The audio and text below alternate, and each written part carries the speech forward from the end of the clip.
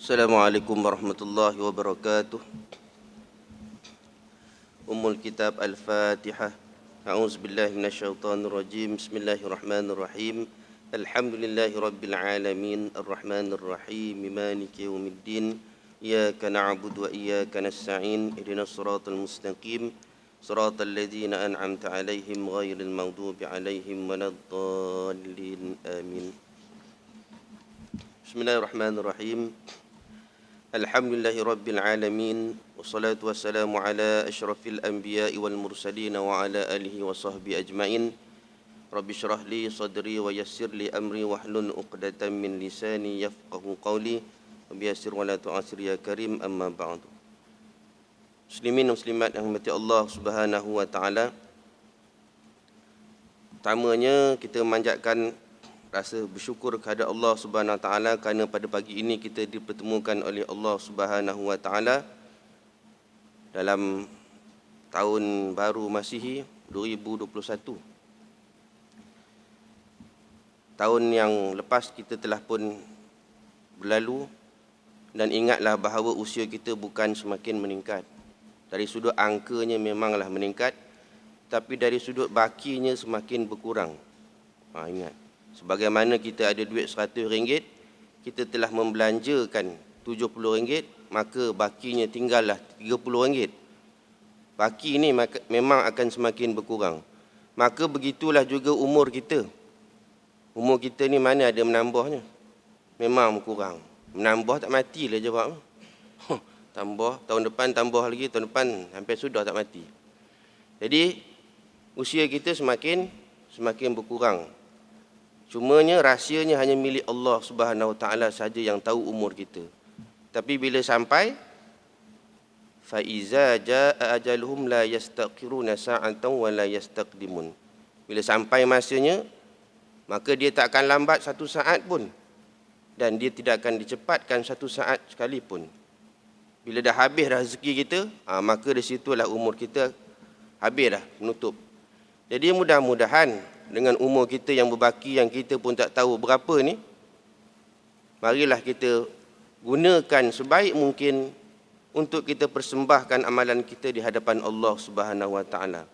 Maka dengan itu, insya-Allah pada hari ini kita akan melihat cerita-cerita ataupun kisah yang telah diperingatkan oleh Nabi SAW tentang alam yang bakal, yang pasti kita akan tempuh, iaitu alam akhirat yang tempuhnya lagi lama daripada alam dunia ni, yang hanya sekejap saja.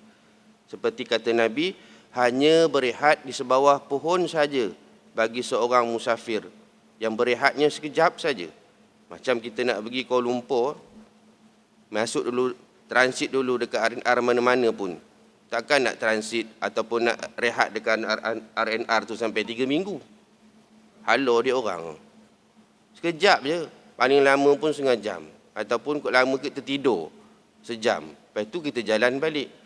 Maka begitulah perjalanan kita yang jauh tu berbanding dengan kehidupan kita di dunia tu, diibaratkan rehat sekejap tu saja. Rehat sekejap itu dunia yang kita rasa lama, sebenarnya sekejap je. Sebab itu dunia ni penuh dengan tipu daya. Maka kehidupan dekat akhirat tu panjang sangat, selama-lamanya abada, kekal selama-lamanya. Hak tu yang kita kena renung-renungkan lebih daripada yang lain-lain. Jadi insya-Allah hari ini saya baca hadis yang memperingatkan tentang dahsyatnya di yaumil mahsyar nanti, iaitu berenang di lautan peluh. An Ibni Umar radhiyallahu anhuma anna Rasulullah sallallahu alaihi wasallam qala yaqumun nasu li rabbil alamin hatta yaghiba ahaduhum fi rashhihi ila ansabi uzunai. Muttafaqun alaih. Daripada Ibnu Umar radhiyallahu anhuma, beliau berkata, sesungguhnya Rasulullah sallallahu alaihi wasallam bersabda, seluruh manusia akan berdiri di hadapan Tuhan pencipta alam ini pada hari kiamat nanti, sehingga salah seorang di antara mereka ada yang akan tenggelam dalam keringatnya sendiri sampai ke pertengahan telinganya. Riwayat Imam Bukhari dan Muslim, hadis sahih. Ini Maknanya kita akan tenggelam dalam peluh kita sendiri. Ni berdiri menghadap Allah Subhanahu Wa Taala ni. Mari sama-sama kita tengok dia punya huraiannya. Suasana pada hari kiamat sangat panas, iaitu ketika seluruh manusia dibangkitkan dari kubur mereka untuk menghadap Allah Subhanahu Wa Taala. Mereka semua berkumpul di padang mahsyar untuk dihisap dan diperhitungkan segala amal perbuatan mereka. Kita ni nanti Allah Subhanahu Wa Taala menugaskan kepada malaikat Israfil untuk meniup sangkakala. Apabila Israfil meniup sangkakala yang pertama, maka kiamat akan berlaku. Allah perintahkan lagi malaikat Israfil untuk meniup sangkakala yang kedua, dibangkitkan semula semua orang yang telah dimatikan di dalam kubur masing-masing. Dengan suara tempikan yang sangat kuat, menyebabkan kita bangun daripada kubur kita dalam keadaan semua tercengang. Sebagaimana yang Allah Ta'ala nyatakan dalam surah Yasin yang kerap kali kita baca, ayat ke-52, Allah menyatakan, qalu ya wailana man ba'asana min marqadina haza ma wa'adar rahmanu wa sadaqal mursalun. Pada ketika itu orang-orang yang tidak percayakan hidup semula berkata, aduhai celakanya kami, siapakah yang membangkitkan kami dari kubur tempat tidur kami? Lalu dikatakan kepada mereka, inilah dia yang telah dijanjikan oleh Allah yang Maha Pemurah dan benarlah berita yang disampaikan oleh Rasul-Rasul.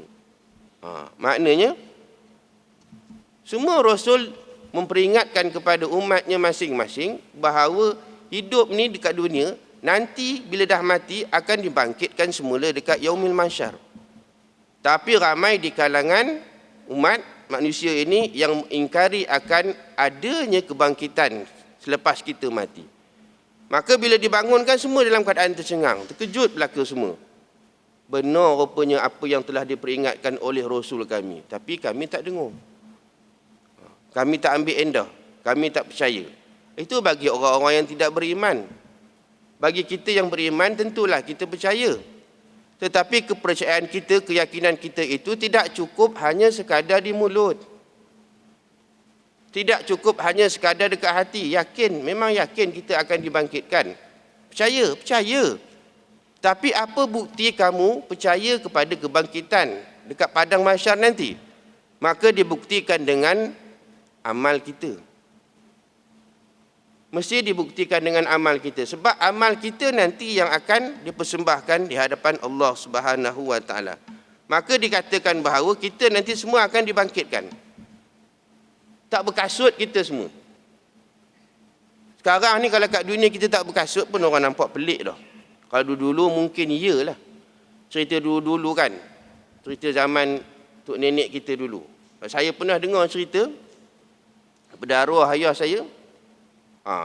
Pangkat belah Nyang, naik bas, panggil nama bas tahun, orang kata bas tahun. Bas tahun lah, budak-budak cakap bas tahun. Kita dengar mak ayah cakap bas tahun apa ni, penyakit tahun, rupanya bas tahun. Kau bererti cakap orang putih. Tapi orang kita dulu nak cakap orang putih je kan, bas tahun. Kita dengar tahun, bas tahun. Naik bas, tahan. Masa nak tahan tu memang pakai slipper. Tahan-tahan bas berhenti. Bas berhenti pun naik, bukanya selipar pasal ada tangga. Ingatkan naik macam naik rumah, buka selipar. Naik tangga. Selipar kat bawah. Atau dah sampai kat Pekan Kuala, cari mana pula selipar aku ni. Ini cerita benar ni. Ini cerita zaman-zaman dululah. Tapi zaman sekarang rasa tak ada kot orang itu. Kalau ada pelik benar apanya kan.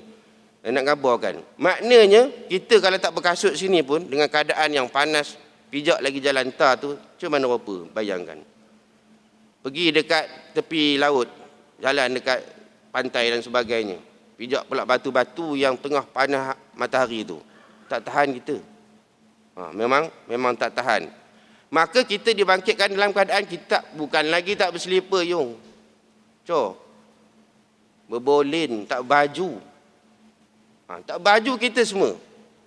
Jangan masing-masing pula tengok, api tu dia. Jangan. Tak ada dah masa itu semua kecut. Semua dalam keadaan yang semua dalam keadaan yang takut. Maka kita dibangkitkan dalam keadaan yang terkejut, tidak berkasut, bertelanjang, berbolin dan sebagainya. Maka kita akan dibangkitkan dalam keadaan apa yang kita telah lakukan dekat dunia ni. Mari kita tengok beberapa peringatan. Yang pertama, mengalir daripada badan mereka nanah dan darah yang amat busuk dan mereka sentiasa menikam-nikam lidah sendiri. Siapa mereka ni? Ini adalah kumpulan ulama yang bercakap dan mengajar tetapi perbuatannya tidak sama dengan apa yang diucapkan. Saya sebut ni mula-mula sebab nak ingatkan diri saya. Walaupun saya bukan ulama. Yang kata Ustaz Ijam perasan dia ulama tu. Tak layak langsung. Tak layak. Mana nak cerita. Memang tak layak sungguh. Tapi nak ingatkan bahawa kita selalu peringatkan orang. Peringatkan orang sebenarnya untuk ingatkan diri kita. Ini mula-mula akan dibangkit dalam keadaan habis bernanah ni. Dia katakan meluruh, habis apa semua kulit-kulit kita, daging-daging kita. Pasal apa? Pasal dulu cakap kat dunia pandai. Tegur orang opini, cakap orang opini rupanya dia buat benda yang dicakap tu. Sebab tu Allah dah peringatkan, lima taqulu ma la taf'alun. Jangan kamu cakap tapi kamu tak buat. Cakap tak serupa bikin. Ini peringatan untuk diri saya dan kita semualah. Memang kali mungkin tuan-tuan selamat kot sebab dengar je. Ini peringatan untuk semualah yang berkaitan dengan asatizah dan sebagainya. Yang kedua, badan berupa kera kerana di dunia mereka suka membuat fitnah kepada orang lain. Macam kera badan. Kera banyak jenis kera lah kan. Banyak mana lagi dia rajin sangat buat fitnah, maka nanti dia akan dibangkitkan dalam keadaan badannya macam kera. Buta mata kerana keterlaluan pada menghukum manusia. Tuan, saya nak ingatkan diri saya dan tuan-tuan. Allah Ta'ala akan butakan mata kita sebab kita menghukum dalam keadaan yang keterlaluan. Sedangkan kita ada pilihan yang lain. Ini siapa ni? Maknanya orang yang diberi kuasa, orang yang diberi amanah. Kadang-kadangnya lebih sudu daripada kuah. Ini masalahnya. Sekejap lagi kita sentuh akhir-akhir nanti. Kalau kita kena jangan terasa.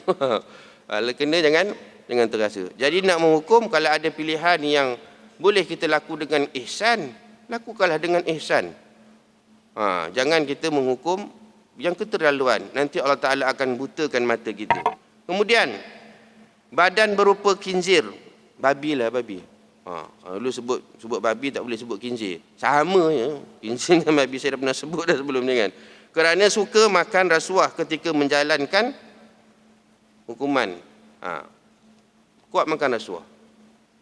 Tuan-tuan, rasuah ni bahaya kan? Telah diperingatkan banyak kali. Terakhir saya dengar satu forum perdana dekat Perak lah, saya dengar dekat radio Ipoh kan. Dengar-dengar rupanya suara yang pernah dengar. Rupanya suara Datuk Ayub Khan, Ketua Polis Johor. Dia peringatkan rasuah ni satu barah yang sangat bahaya kerana dia akan melumpuhkan sistem pentadbiran negara. Bahaya tuan-tuan. Cuba tuan-tuan tengok. Kerana perlakuan rasuah ni, akhirnya kita pun merana tuan. Kita rasa terkejut sebab didedahkan daging sejuk beku tu, daging yang haram. Kita mendengar macam-macam ceritakan, kenguru lah apa semua. Tapi bila kita baca balik, tak ada pula cerita daging kenguru tu. Wallahualam, tuan-tuan merasa makan daging kenguru, saya tak tahulah. Tapi dia ceritakan bahawa, dia tanya kenapa tak didedahkan jenama tu. Dia bagi tahu bahawa kebanyakannya jenama yang memang dah dapat sertifikat halal jakim. Tapi yang dirampas itu ialah orang ciplak. Orang pelagiat, orang ambil dia punya jenama. Apa-apa jenama lah. Lalu logo halal tu pun logo halal yang palsu. Ini masalah. Tetapi diketahui oleh pihak penguasa. Tahu, tetapi dia bagi rasuah. Bukan saja rasuah berupa wang ringgit, rasuah berupa seks pun ada. Ini masalah tuan-tuan. Demo hidup senang lenang. Rumah besar-besar. Tak mikirkan bahawa yang kita makan ni daging yang daripada sumber yang haram, yang tak sah. Tidak, yang dia ragui daripada sudut sembelihan dia. Tuan-tuan bayang. Jadi dema ni nanti akan dibangkitkan berupa seekor babi. Menjadi pekak dan bisu kerana mereka hairan dengan amalan yang mereka lakukan. Ini pun bahaya juga. Pekak, bisu. Pasal dia hairan dengan amalan yang dilakukan. Namanya ujub ni tuan-tuan. Ujub ni main-main. Jangan jaga-jaga tuan-tuan ujub ni. Kita rasa kita ajaib sangat. Ya, aku rasa aku boleh buat begini. Hebat. Jangan tuan-tuan. Nantinya pekak kita, bisu mulut kita. Ada banyaklah tuan-tuan. Kalau saya nak sebut ni, bukan setengah jam ni. Itu setengah hari. Jadi saya nak peringatkan ini beberapa supaya kita sentiasa peringat. Nanti supaya kita semua tidak dibangkitkan dalam keadaan yang begitu. Tuan-tuan dan rahmati Allah Subhanahu wa taala. Allah Subhanahu wa taala menyatakan dalam surah An-Nazi'at ayat 8 dan 9. Qulubun yawma idzin wajifah absaruha khashi'ah. Hati manusia pada hari itu sangat berdebar-debar kerana takut. Pemandangan mereka semuanya tunduk ketakutan. Kita semua takut ni. Tertunduk kita di hadapan Allah Subhanahu wa taala. Takut. Takut sebab tak tahu bagaimana nasib kita. Jangan kita ingat masa tu kita senang lenang. Ibarat orang yang nak dalam mahkamah dekat dunia ni, yang dah bersidang dah kes dia, tinggal lagi hakim nak menentukan keputusan sama ada kamu bersalah atau tak bersalah. Kalau bersalah, kamu sama ada masuk penjara atau dihukum gantung sampai mati. Kalau kamu tak bersalah, maka kamu dibebaskan. Begitulah tuan-tuan, bayangkan. Lepas tu pula, kalau kamu dah didapati bersalah, kata nak dihukum gantung sampai mati, bukan terus-terus pergi penjara tu gantung terus, tak. Ada tempoh dia. Kena duduk dulu dekat, namanya bilik banduan akhir. Lepas tu adalah proses rayuan dan sebagainya. Ada boleh merayu lagi kan. Kalau ada rezeki kita diberi pengampunan oleh Sultan ke, Yang Dipertuan Agong ke, selamatlah kita. Tapi nanti kat sana tuan-tuan bayangkan. Tu sementara nak tunggu tu, tidak ke kita cuak tuan-tuan? Tidak rasa takut dan gelisah ke? Kalau macam banduan akhir tu dah tahu dah, besok kamu akan digantung. Hantarlah lauk yang sedap macam mana pun, makanan yang enak macam mana pun, memang tak disentuh. Sebab ingat pada kematian, besok nak mati dah ni. Maka begitulah kita di hadapan Allah Ta'ala. Takut tuan-tuan, takut. Sama kita semua dalam keadaan yang sama sebab Allah telah ceritakan dalam Al-Quran. Maka keadaan manusia ketika itu berbeza-beza mengikut keadaan amalan masing-masing. Ada yang berkeringat, yakni berpeluh sampai kedua-dua tumitnya. Dan ada yang berkeringat sampai kedua-dua lututnya.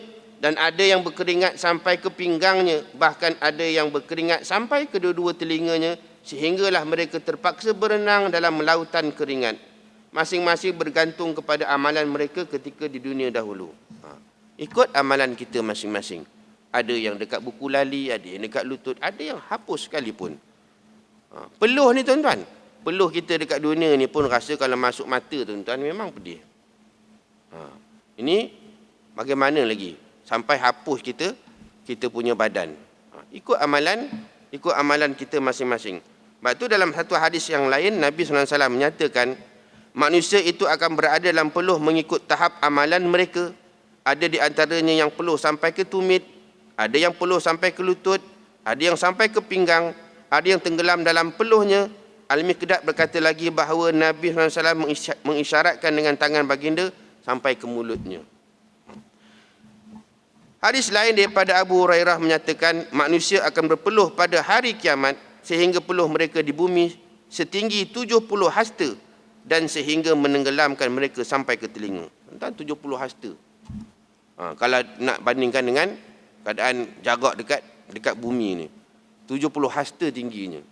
Dah confirm dah kita tenggelam kalau 70 hasta. Kita 7 kaki pun lebur dah. Kita orang Melayu ni 6 kaki lebih je kan. Adalah 7 kaki tu kira sikit-sikit lah. Biasa kita normal 6 kaki 3 inci, 6 kaki 8 inci lebih kurang begitu. Ini tuan-tuan 70 hasta. Bayangkan.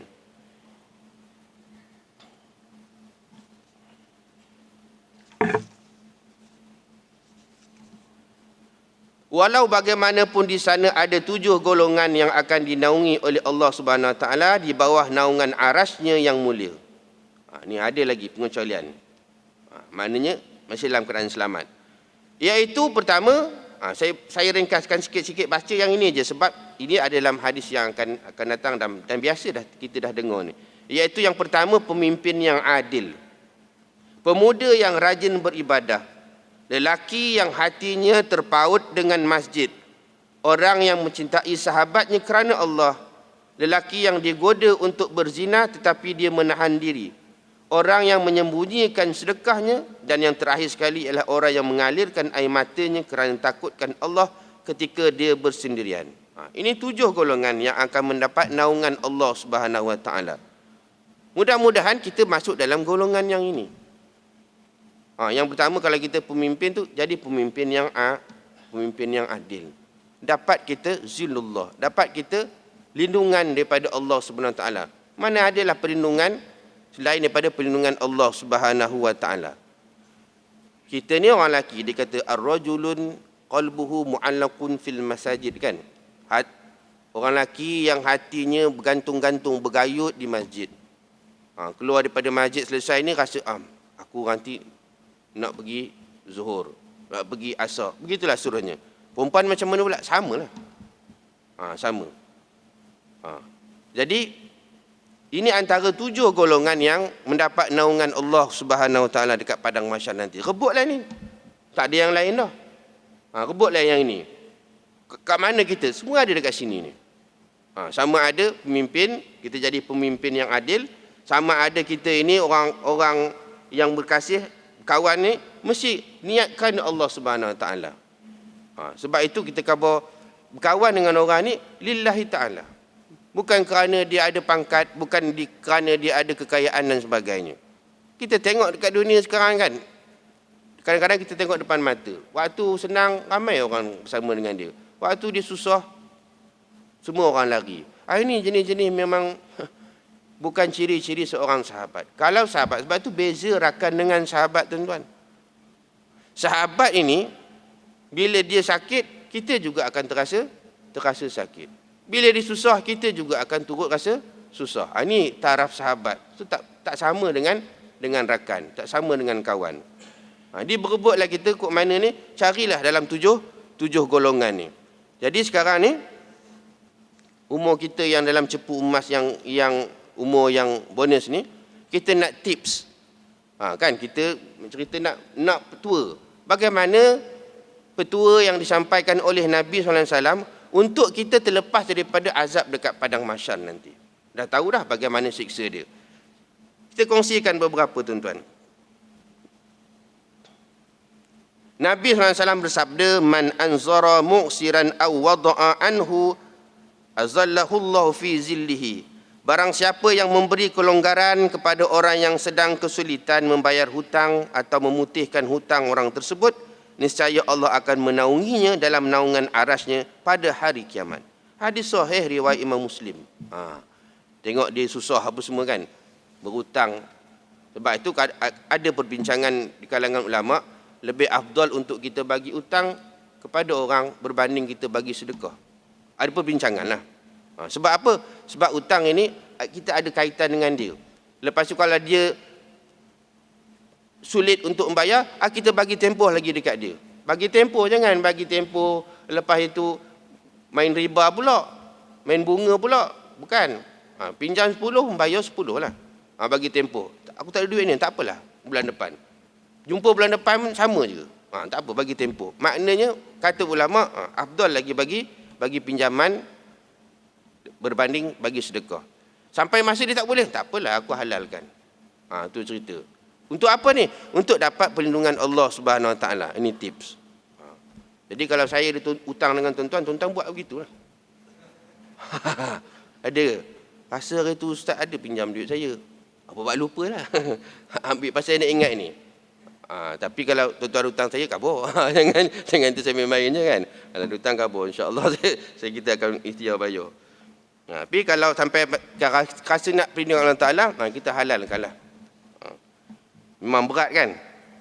Tips yang kedua, barang siapa yang melepaskan seorang mukmin dari kesusahan, maka Allah akan melepaskan darinya satu daripada kesusahan yang terdapat pada hari kiamat. Hadis riwayat Muslim dan Abu Hurairah. Daripada Abu Hurairah. Ini sahih ni. Siapa yang melepaskan kesusahan orang dekat dunia ni, Allah Ta'ala akan lepaskan kesusahan dia dekat akhirat nanti. Tengoklah bagaimana dia susah. Kita bantu dia untuk lepaskan kesusahan dia. Allah Ta'ala akan lepaskan kesusahan kita dekat hari akhirat. Tak nak ke tuan-tuan? Sebab tu saya kata, tengoklah dalam keadaan penting kita ini berlaku ihsan tuan-tuan. Kita iman dah ada, Islam dah ada, tapi ihsan tu kadang-kadang susah tuan-tuan. Payah. Ni dah viral. Awal-awal saya cakap. Dah viral. Viralnya pula benda yang tak berapa bagus. Ni cerita pasal seorang sahabat berbaris nak pergi semayang Jumaat. Minta maaf lah. Saya cakap minta maaf banyak lah. Awal-awal saya khabar minta ampun, minta maaf. Tersinggung. Tapi saya tegur ni atas rasa dasar kasih sayang. Ni cerita. Orang tak tegur, saya tak lepas.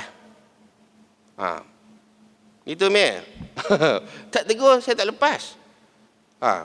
Jadi, kawan ni baris panjang. Sebab nak tunggu giliran. Ya, kita ada SOP kan. Okey, saya dah khabar sebelum ni. Patuhilah SOP. Tiba-tiba sampai rupanya dia tak bawa sejadah. Kena halau dia. Ini cerita main Jumaat ni. Kena halau dia. Dia kata, saya kena halau tu tak apa. Tak ada, saya tak dapat masuk tu tak ada masalah sangat. Tapi janganlah halau teruk sangat. Tak boleh cakap elok-elok ke? Tu saya khabar tadi. Kita ada kuasa, jangan menghukum keterlaluan. Nanti Allah Ta'ala akan butakan mata kita. Kalau kita rasa Allah nak Allah lepaskan dekat pada masyarakat nanti, nak dapat lindungan Allah Ta'ala, bantu orang dalam keadaan susah. Dia pula memang, ya, tuan-tuan, saya nak ingatkan, Dr. Zulkifli Al-Bakri dah pernah sentuh Menteri Agama. Dia berkata, ya tak apalah pihak pengurusan masjid, patuhilah, boleh laksanakan SOP itu. Tapi dia kata, yalah kadang-kadang biasalah, kadang-kadang nak kelang kabut punya pasal, tertinggal sejadah. Kelang kabut punya pasal, tertinggal face mask. Takkanlah sebab itu kita nak halau dia. Dia nak datang rumah Allah Ta'ala ni bukan rumah kita. Mula. Tuan-tuan kena ingat, ni rumah Allah Ta'ala, bukan rumah kamu. Saya kata apa nak? Saya minta maaf lah, tak apalah. Kalau tak puas hati jumpa saya lepas ni. Tak ada masalah. Saya khabar benar tuan-tuan, bila rumah Allah Ta'ala, buat macam rumah Allah Ta'ala. Jangan rupa itu ihsan kita. Apa masalah kalau kita sediakan face mask lebih? Dapat pahala kita. Masalahnya bagi ulur dia. Sejadah, bagilah dia. Apa masalahnya? Dia pun khabar, dia tergesa-gesa hari tu nak keluar kerja. Kerja pula kerja food panda, sebut je lah. Tak nak kata apa kan. Faham saya menipu pula. Jangan begitu tuan-tuan. Sian dia. Tuan-tuan bayangkan. Kita bayangkan, cuba tuan-tuan membayangkan bagaimana keadaan susahnya kita nak semayang berbaris ni. Tak pernah kita fikir. Begitulah susahnya kita dekat padang mahsyar nanti. Berbaris kita ramai ni. Nak Allah Ta'ala hitung kita punya amalan satu persatu. Jenuh kita. Nak ke kita sampai kat giliran kita Allah Ta'ala langsung tak pandang? Halau terus. Nak ke? Kita nak masuk syurga ni tiba-tiba dihalau oleh Allah Ta'ala. Bayangan tuan. So minta maaf lah saya khabar kan. Jangan begitu. Pasal apa nak bengkel no siapa? Kita boleh buat benda boleh buat baik, buat apa nak pilih bengkel? Minta maaf saya khabar berdasarkan hadis Nabi. Jadi janganlah orang itu tak elok. Kalau kena kat kita macam mana? Seterusnya, semua manusia dibangkitkan pada hari kiamat dalam keadaan telanjang, sangat lapar, sangat haus dan sangat penat. Barang siapa yang pernah memberikan pakaian kerana Allah, maka Allah akan memberinya pakaian. Barang siapa yang pernah memberi makan kerana Allah, maka Allah akan memberinya makanan. Barang siapa yang pernah memberi minum kerana Allah, maka Allah akan memberinya minum. Dan barang siapa yang pernah maafkan kerana Allah, maka Allah maafkannya. Kita pernah bagi pakaian dekat orang, Allah Ta'ala bagi pakaian pada kita. Ni tengah orang nak back to school kan. Ada di kalangan saudara-saudara kita, kerabat kita, kawan-kawan kita, jiran kita yang tak ada duit. Nak beli pakaian untuk anak-anak. Kita bantu tuan-tuan. Tak dapat bantu semua, dapat bantu seorang. Anak dia ada 3. Kita dapat bantu seorang pun jadilah. Dapat kurang sikit beban dia. Allah Ta'ala akan ganti kepada kita pakaian yang lebih baik dekat padang mahsyar nanti. Orang tu tak ada makanan, kita bagi makan. Allah Ta'ala akan bagi kita makanan yang lebih daripada kat dunia ni. Tak ada air nak minum, kita bagi. Allah Ta'ala akan gantikan lagi dengan lebih baik. Tak nak kita. Maka kalau orang tu tak ada sejadah, apa salah kita bagi? Sebut lagi. Allah Ta'ala akan bagi kita sejadah yang lebih hebat. Tahulah, buat apa lagi nak sejadah kat sana Ustaz? Tak, saya nak ngabarkan Allah Ta'ala akan gantikan dengan lebih baik. Boleh buat lah kan. Jadi, bertimbang rasalah tuan-tuan. Tip yang seterusnya, saya nak habiskan dalam masa setengah jam. Katanya Ustaz, subuh-subuh jangan lama, setengah jam je. Nabi SAW bersabda, lazimkanlah solat tahajud walaupun hanya 1 rakaat kerana ia mencegah dosa dan menjauhkan kemarahan Allah dan menjauhkan panas pada hari kiamat. Tuan-tuan, umur kita yang begini ni apa lagi kita nak buat tuan-tuan? Yang dah lepas tu sudahlah. Tahulah zaman kita 30, 40-an kan, tahu sajalah, sama-sama mesti tahu kan. Saya ni sama ni umur tuan-tuan. Dah 5 series dah. Dah 5 series dah. Jadi umur kita yang baki sikit, yang sekarang ni tuan-tuan, kalau kita tak semayang sunat tahajud, alamak ruginya benar kita tuan-tuan. Nabi kata sekurang-kurangnya 1 rakaat. 1 rakaat tahajud apa Ustaz? Witir lah. Witir ni sekurang-kurangnya 1 rakaat. Itu maksud 1 rakaat tu. Witir ni solat yang Nabi tak pernah tinggal. Jadi jangan kita tinggalkan witir tu. Kemudian 2 rakaat dalam kegelapan malam. Nabi SAW bersabda, 2 rakaat dalam kegelapan malam untuk menghindari ketakutan dalam kubur. Ibnu Abbas berkata, barang siapa yang ingin mendapatkan keringanan akan lamanya berdiri di padang mahsyar, maka hendaklah ia memperlihatkan dirinya kepada Allah dengan lamanya berdiri, rongkok dan sujud dalam qiyamul lail. Ni untuk kita semualah. Maka kita semayang seorang-seorang tu bolehlah kita berlama-lama. Bolehlah kita rokok lama-lama. Bolehlah kita sujud lama-lama. Kita semayang ramai-ramai ni tak boleh lama-lama. Sederhanalah. Tu kita dah pernah tegur dulu. Kita jadi makmum, ikut saja perlakuan imam. Imam sujud, kita sujud. Imam bangun daripada sujud, kita bangun pada sujud. Jangan kadang-kadang kita nampak imam dah bangun daripada sujud, khususnya sujud terakhir, tengok makmum tak bangun-bangun. Bukan tertidur, bukan mati, tak. Mati tak apa kan. Tak, dia melama-lamakan sujud dia. Sedangkan dia makmum. Kena ikut imam. Bimbang nanti semayang kita batal. Kerana memanjangkan rukun. Walaupun sujud tu termasuk antara rukun yang panjang. Tapi kita pada masa tu kita ikut imam. Imam bangun, kita bangun. Jangan pisah jauh daripada imam. Tu ingat tu kan. Jadi ikut saja perlakuan imam. Jangan dahulu. Dahulu kalau suka mendahului pada imam, elok tolak dia jadi imam kan. Susah sangat kan. Imam tak sudah lagi, dia sudah kan. Tolak dia jadi imam. Bangun dan solat malam adalah cahaya bagi orang mukmin di hari kiamat, dan dia akan berjalan di hadapan dan di belakang cahaya tersebut. Kemudian barang siapa yang berlama-lama mengerjakan qiyamul lail, ia akan merasa ringan ketika harus berdiri lama pada hari kiamat. Kemudian seorang ulama, iaitu Amr al-Auza, berkata, barang siapa yang berlama-lama melakukan solat malam, Allah Ta'ala akan memberikan kemudahan baginya ketika ia berdiri di padang mahsyar. Seterusnya Ibrahim bin Adham, yang pernah tertidur di Baitul Maqdis, lalu ia mendengar suara daripada sisi batu besar yang mengatakan, solat malam akan memadamkan nyala api neraka dan mengukuhkan telapak kaki di atas sirat. Oleh kerana itu janganlah kau mengabaikan solat malam, yakni tahajud. Jadi tuan-tuan, nak gabarkan bahawa solat malam ni satu benda yang sangat penting. Wa minal laili fasjud lahu wasabbihu tawilah.